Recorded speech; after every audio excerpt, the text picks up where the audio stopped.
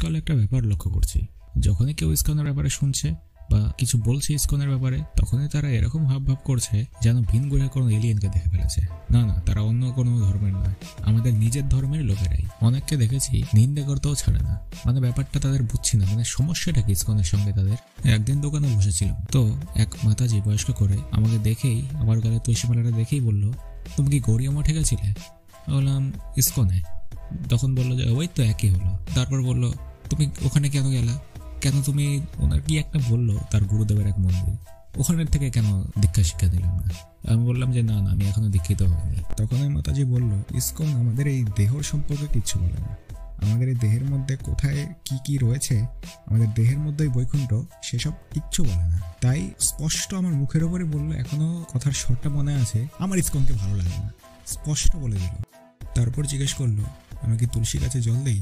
বললাম হ্যাঁ, প্রত্যেকদিন সকালবেলা। তখন বলল, কেন দেই? আমার এই বয়সে তুলসী গাছে জল দেওয়া উচিত নয়। এর কারণ হিসেবে বলল, এতে নাকি কাম কম, অর্থাৎ কাম বেগ। উনি বললেন, আমার বয়সে যদি ওনার ছেলে থাকতো তাহলে উনি কখনোই তার ছেলেকে তুলসী গাছে জল দিতে দেবেন না। আচ্ছা, এটা কোন ধরনের লজিক? না সিরিয়াসলি বলছি, এর মানেটা কি? ছোটোর থেকে আমরা শুনে আসছি যে তুলসী গাছে জল দাও, বাবা মার আমাদের শেখাচ্ছে তুলসী গাছে জল দাও, অথচ উনি তার গুরুদেবের কোন এক গুরুদেবের কথা আমাকে বলছেন যে তুলসী গাছে জল দেবেন না, এতে কাম কমে।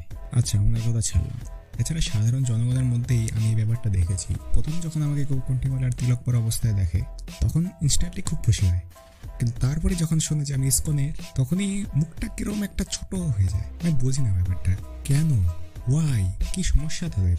আমাদের সংস্থার প্রতিষ্ঠাতা আচার্য কৃষ্ণকৃপামূর্তি শ্রীল অভয়চরণ বৃন্দ ভক্তিবেদান্ত স্বামী প্রভুপাদ 69 বছর বয়সে নিজের জীবনের ঝুঁকি নিয়ে বিদেশে গিয়ে প্রচার করলো, এত হিপ্পিসদের হ্যাপিতে পরিণত করলো, এত বিপুল আকারে আমাদের ধর্মকে প্রচার করলো, সবাইকে শেখালো যে ভগবানের ভালোবাসা কি সেটা সবাইকে জানালো।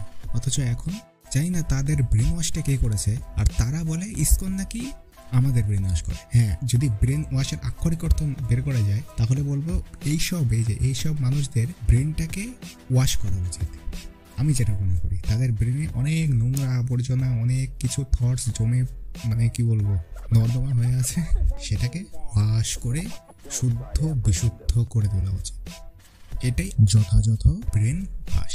শ্রীল প্রভুপাদ, যিনি হিপ্পিসদের হ্যাপিতে পরিণত করলো, তাদেরকে ধুতি কুর্তা এবং শাড়ি পরানো শেখালো, বোঝালো যে ভারতীয় সংস্কৃতিটা কি জিনিস, অথচ সেই সংস্থাকেই এখন এই গ্রামে গঞ্জে এত বাজে দৃষ্টিতে দেখা হচ্ছে।